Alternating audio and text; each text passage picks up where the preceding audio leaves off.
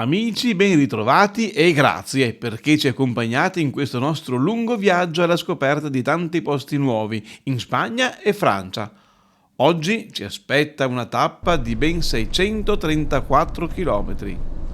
Ehi là, ciao, siamo partiti.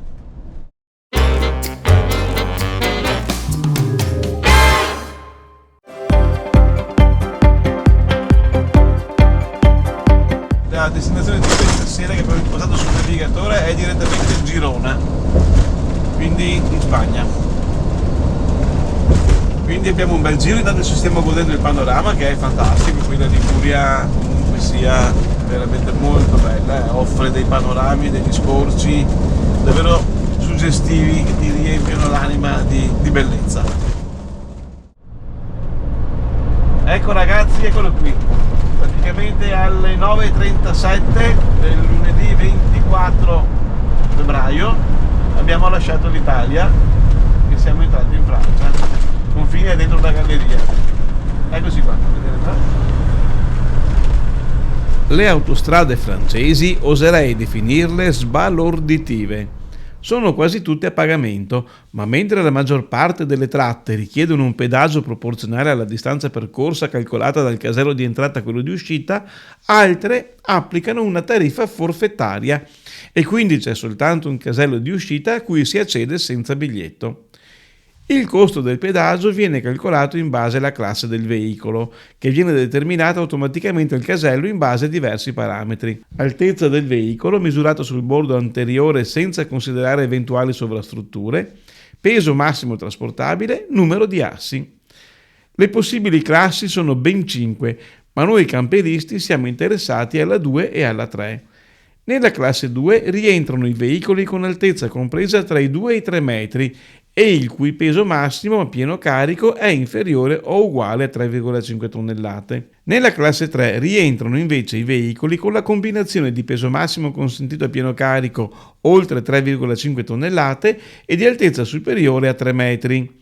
Forse è per questo che i camper di altezza oltre i 3 metri, ma con peso massimo a libretto entro le 3,5 tonnellate, che vengono classificati in classe 3, al casello possono citofonare all'assistenza per chiedere di farsi declassare il pedaggio in classe 2, dicendo che si tratta di camping car.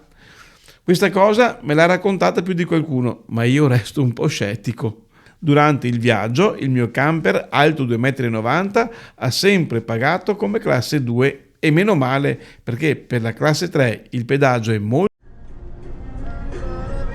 Ecco, siamo al bivio per Barcellona adesso, Vediamo come qua. Sì, andiamo a destra.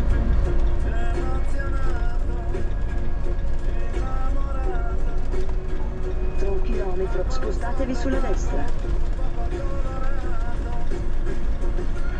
Ci siamo fermati in un parcheggio sull'autostrada, ormai mancano 290 km per Girona e ci fermiamo per mangiare perché è già l'1:30.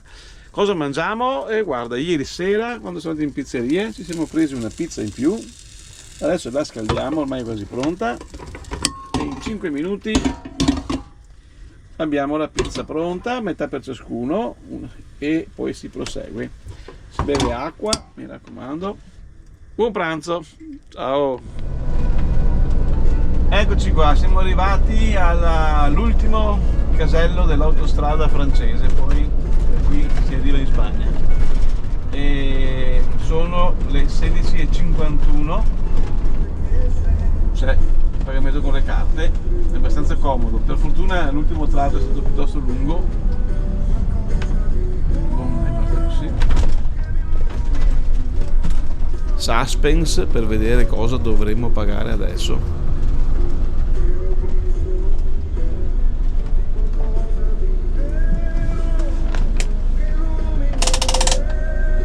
È 45,80 € per l'ultima tratta, poi facciamo il conto di tutto, abbiamo speso da 1,50 €, 5,40 €, 7,80 €, 27 qualcosa e adesso 45. Insomma, vediamo, guarda di là che coda che c'è, tutti fermi al casello.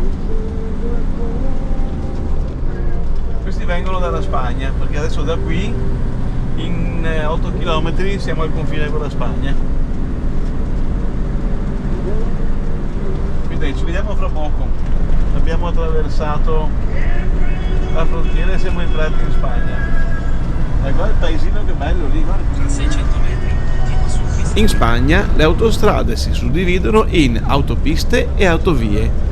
Al contrario delle autovie, che sono gratuite, le autopiste di solito sono a pedaggio, ma questa che stiamo percorrendo adesso è l'autopista AP7 e per fortuna è gratuita. Siamo arrivati a Girona e subito prima dell'area di sosta che abbiamo trovato su Caramaps c'è un distributore. Noi avevamo bisogno perché abbiamo consumato tutto in Francia e adesso facciamo il pieno, ma guarda cosa costa qua, ragazzi. 1,439. Ripeto, se uno non avesse capito bene, 1.439, ragazzi.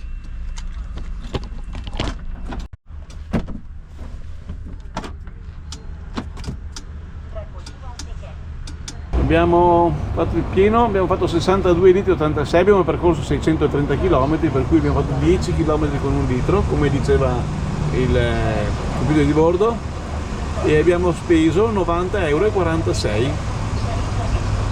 Ed eccoci all'area di sosta a Girona. L'area di sosta è un parcheggio attrezzato. Allora, sto caricando l'acqua adesso io, acqua potabile, bene, e poi qui c'è invece lo scarico sia delle grigie col pozzetto a terra, piccolo ma buono, e lì c'è la vasca per scaricare la cassetta con l'acqua, fatto anche abbastanza bene di per sé. Così, questo è tutto il parcheggio. Il parcheggio ha una particolarità negativa che non ci piace, ma che d'altra parte chissà che possono fare qualcosa. È tutto in terreno sabbioso, ma qui deve aver piovuto nei giorni scorsi e si formano le pozzanghere e chiaramente porti dentro anche fango, cioè non è il fango melma, perché appunto, come dicevo, è sabbioso, però porti sabbia bagnata. Dopo le operazioni di scarico e carico abbiamo parcheggiato il camper e tirato subito giù le bici per andare in esplorazione del centro di Girona in versione serale. Ecco, noi il camper lo abbiamo messo di qua in maniera che c'è meno fango e andiamo subito nell'erba, perché qui guarda che disastro. Però è che non ha piovuto ieri quando siamo arrivati noi, se era lì da qualche giorno. Anna Maria è pronta con le bici, abbiamo appena tirato giù le biciclette. Il parcheggio è in piano ed è completamente gratuito, senza restrizioni di durata massima e così via. E noi ci siamo messi dalla parte di qua dove non c'è passaggio, siamo lontani dalla strada perché Dall'altra parte c'è una strada ad alto scorrimento ed è più rumorosa. qui abbiamo dormito tranquilli, proprio bene, senza problemi. La polizia è passata 2 volte ieri sera e stamattina, quindi nessun problema. Da Carrer Bulli d'Ors, dove siamo adesso, andiamo in centro all'ufficio del turismo a Girona e sono 3,4 km 12 minuti. Si passa attraverso il parco.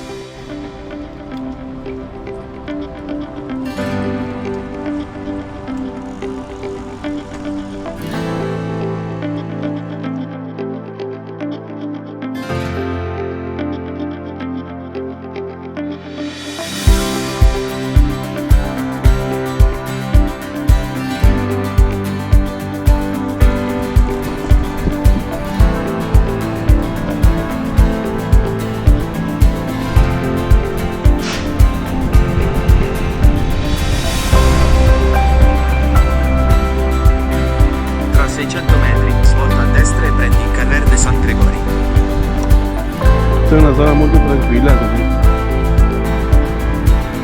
Vai.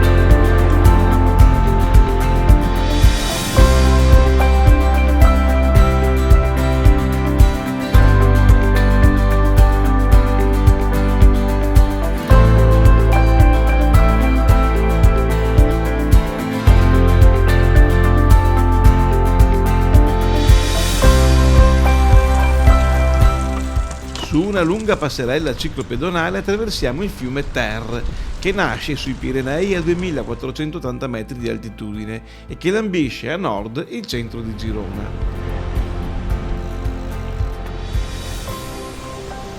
Attraversato il fiume entriamo in un immenso parco, dove questa mattina fervono le attività per allestire un grande mercato all'aperto. Vale la pena ricordare che Girona si trova a circa 100 km a nord di Barcellona e a circa un'ora dalla rinomata Costa Brava, che offre sia spiagge di sabbia sia appartate baie di roccia. Intorno alla città ci sono delle grandi pianure fertili, ideali per il turismo rurale, oltre a molti campeggi e itinerari da fare a piedi o in bicicletta. Non lontano ci sono i Pirenei, dove poter praticare sport invernali o fare fresche escursioni estive. Allora che mega arance spagnole qui. A 0,99 le arance, ragazzi. 0,60 i limoni. Cavolfiori 1 euro al pezzo. I meloni 0,99. Ti piace la Maria corre in mezzo a tutti questi alberi?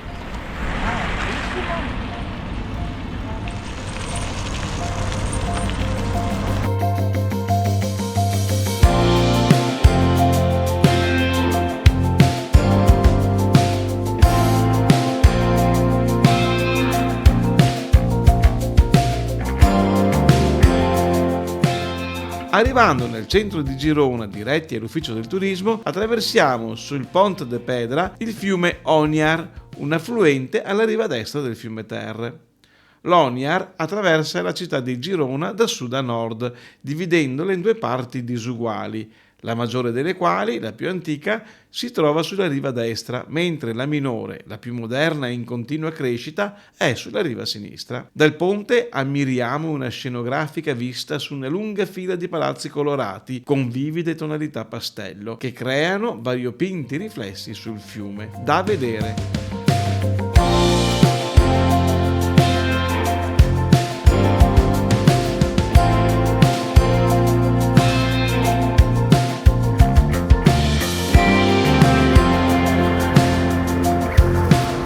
Officina del turismo, entriamo. Ecco fatto, ci hanno dato una piantina con la descrizione della città in italiano e quindi la visita si può fare anche, ci vorrebbe una giornata, noi dobbiamo stringere in mezza giornata, però merita perché veramente c'è tanta roba da vedere, sebbene è tutta concentrata in poco spazio. Eccola lì, la parte arancione è quella del centro storico. Allora partiamo alla scoperta del centro storico di questa città che, sebbene sia spesso trascurata dai grandi circuiti turistici, ci appare fin da subito affascinante. Qui le strade si fanno più strette, diventano un misto di vicoli, viuzze, passaggi e corridoi che si intrecciano. Occorre muoversi tenendo gli occhi ben aperti e il naso all'insù, per non perdersi le maestose architetture in pietra grigia che sovrastano il nostro passaggio.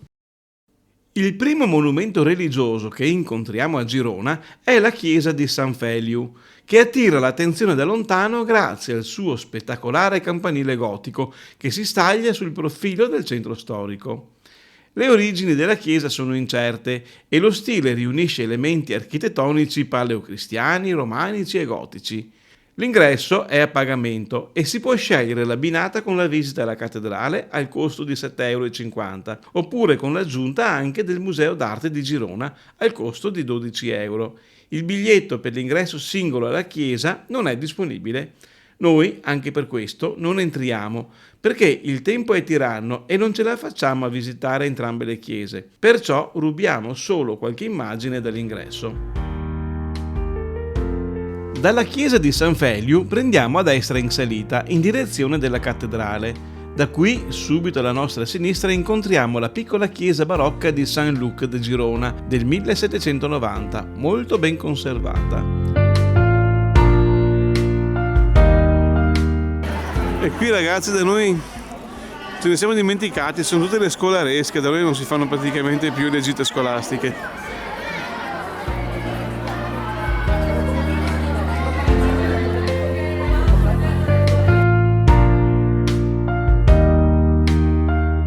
A Attraversiamo il portale de Sobreportes e ci troviamo davanti all'immensa scalinata che conduce alla base della splendida cattedrale di Girona intitolata a Santa Maria. Ci regalano davvero tanta allegria, molte emozioni e un po' di invidia questi scolaretti con il loro spensierato vociare e con la tantissima energia che gli consente di correre e saltare su e giù per la ripida scalinata. Lasciamo giù le bici e saliamo facilmente anche noi, trascinati dal tanto entusiasmo che ci circonda. La costruzione dell'attuale cattedrale, edificata nel punto più elevato della città dove si ergeva anticamente una moschea, a sua volta costruita sui resti di un tempio romano, iniziò nell'XI secolo in stile romanico. Nel XII secolo fu completata in stile gotico, ma l'intero edificio fu completato solo nel XVII secolo con la facciata barocca.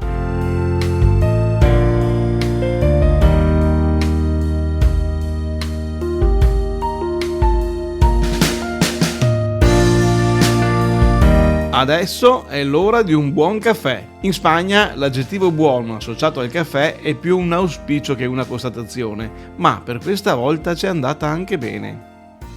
Recuperiamo le nostre bici alla base della scalinata e seguendo una stradina in forte pendenza saliamo oltre la cattedrale, dove troviamo un magnifico angolo verde che si estende sotto le antiche mura della città. Si può salire liberamente sul camminamento sommitale, che è ancora completamente percorribile tutto intorno al centro storico, e si può salire e scendere in diversi punti. Noi ci accontentiamo di percorrerne un breve tratto per ammirare la città dall'alto e poi ritorniamo sui nostri passi. Bello, si può salire anche la scala a chiocciola, che noi però adesso evitiamo, guarda, perché ormai sai com'è la nostra.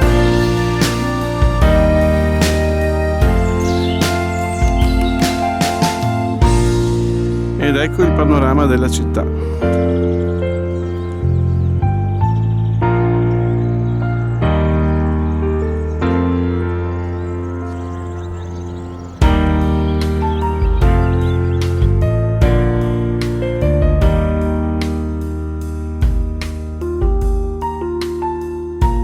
Che da qui il muro scende fino al fiume. Siamo scesi ai piedi della cattedrale e come possiamo vedere da tutte queste indicazioni, le cose da visitare in città sono davvero tante. Tra queste abbiamo scelto di andare a vedere i bagni arabi. Si tratta di un antico complesso termale attualmente visitabile dal pubblico. L'ingresso costa 3 euro. Nel cuore di Girona, che ha visto l'avvicendarsi di diverse culture come quelle musulmana ed ebrea, troviamo ancora segni tangibili dell'antica multiculturalità. Non sorprende perciò di trovare qui i bagni arabi, costruzione adibita a terme e bagni pubblici sulle scie di quelli romani, con elementi architettonici tipicamente orientali. I bagni arabi di Girona risalgono alla fine del XII secolo. La struttura si presenta con un'alta cupola su cui è disposto un lucernaio, dal quale entra la luce che illumina gli spazi interni.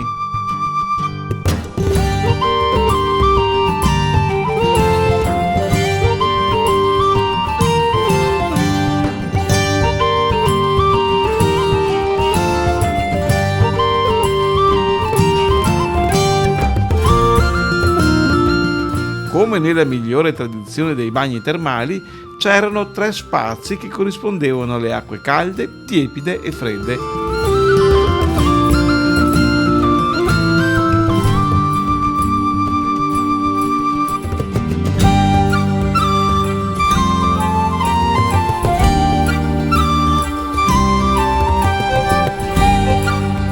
La cattedrale è fantastico, questa collina qua.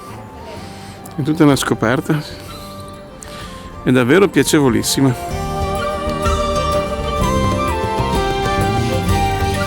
Sono tante scale dappertutto e quindi le bici non sono comodissime da portare, però non ci fidiamo di lasciarle in un posto e dimenticarcele lì, anche se abbiamo una bella catena grossa. L'aria oggi è abbastanza calda e prima di ritornare al camper ci sistemiamo in un tavolino all'aperto di un bel localino gestito da dei bravissimi ragazzi. ci propongono di assaggiare una birra tipica prodotta a Girona. Io ne bevo solo mezza perché poi dovrò guidare e decidiamo di pranzare qui.